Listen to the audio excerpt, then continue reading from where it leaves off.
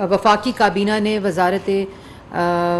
दाखिला की सिफारिश के ऊपर जो भी गैर मुल्की मुकर्ररा मुद्दत के बाद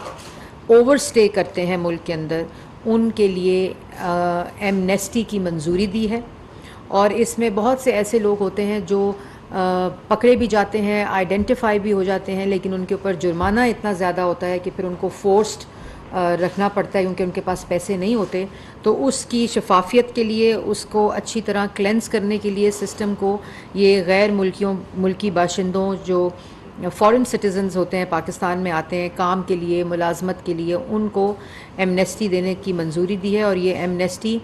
पाकिस्तान में मुकीम गैर मुल्की लोगों के लिए, बाशिंदों के लिए 31 दिसंबर 2022 तक ये एमनेस्टी मौजूद रहेगी, जिसमें वो अपने मुल्कों की जो रवानगी है उसको यकीनी बना सकते हैं रिपोर्ट करके। और उसके बाद ये भी कहा गया है कि इस 31 दिसंबर 2022 तक इसके ऊपर मिनिस्ट्री ऑफ इंफॉर्मेशन वजारत दाखिला के साथ मिलकर एक मुहिम भी चलाएगी, अवेयरनेस रेजिंग, ताकि ज़्यादा से ज़्यादा लोग जो इस किस्म के हैं जो वापस अपने मुल्क जाना चाहते हैं और किसी भी मजबूरी की वजह से वो वापस नहीं जा सकते, वो इस एमनेस्टी से फ़ायदा उठा सकते हैं।